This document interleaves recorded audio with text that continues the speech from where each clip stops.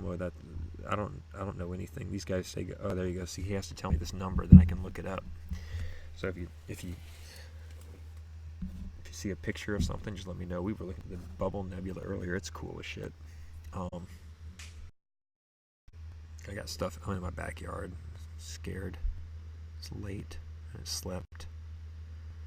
I'm streaming astronomy, making it cool again. It's oddly compelling to some people. Yeah, no, you got to be careful also. One thing I'm going to tell you up front, Como, if you're still there, is open clusters are lame. They're not worth looking at. I despise them. They're cataloged in all these like you see them on the mini map up there, M38, M36, M37, pointless wastes of green dots on an electronic map. They should just erase it. There's little dopey little clusters of stars that don't do anything. Look at this thing we're looking at. On the other hand, come here. How far can it see? All the way, baby. We can see all the way. I haven't really figured that. That's a great question. That's an interesting question. I actually asked this of my followers the other day, and no one told me. This thing that you're looking at, by the way, Como, that's 1,344 light years away. And if you do that in miles, it's like 82 Brazilian miles or something. It's a lot of miles. It took light 1,344 years to leave those stars and that nebulosity, that dust and that gas, and it's huge, and it took it 1,344 years to get here. We've been looking at galaxies that are millions of light years away. We can see things that are hundreds of millions of light years away.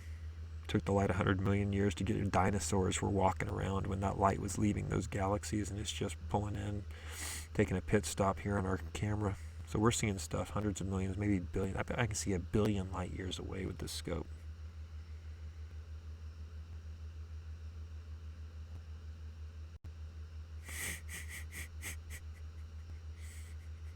How do I really feel about it? I really hate them. I'm not gonna lie. Look. You want to know why? I'm not shticking that. I absolutely despise those little bastards, and here's why.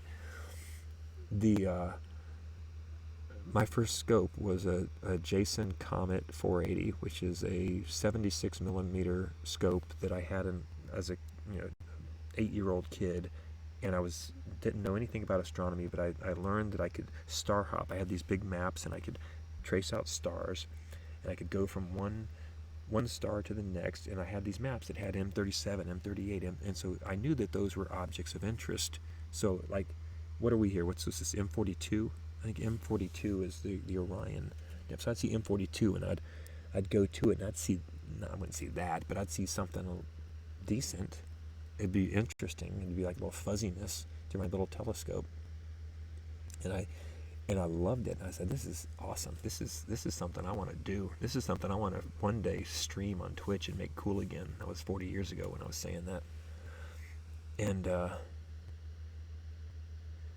yes, Bill, what if it still has nebulosity? I'll be fine. Don't go there. You know me. I'm cool with nebulosity in anything. Like Pleiades, we talked. Pilates, as I like to call it. So when I'm sitting there, and it took me forever to find these objects, and if when I got there, if it was something like this, I was just like stoked. If it was Saturn and I saw the rings, I was stoked. If it was craters on the moon, I was stoked. And if it was an open cluster, I was like, oh crap, I just wasted like 2 hours of my life that I'm never getting back. And after you do that about, I don't know, 1,682 times as a 12-year-old, you're just pissed. You're pissed at them. You're just like, just die, little things. I hate you. So there. It's not a. I'm not pretending to hate them. They suck. And we're turning Twitch culture on them. That's why I'm bringing Twitch and astronomy together. We're gonna bully these things. We're going toxic on these guys. We're putting them in their place, punishing them for all of that hardship I had as a child. Sorry, Cosmo, or Cosmo, Como. Oh, did I answer your question about how far? Does anybody know? I said 1 billion light years is my guess. Super, we got to talk about that. I haven't gotten into double stars, but I think I could. Not because they're interesting. You're right. You're right. They're a letdown. Visually, they're a letdown. I'm game. You and I are on the same page there. I'm going to definitely agree with you on them being a letdown visually.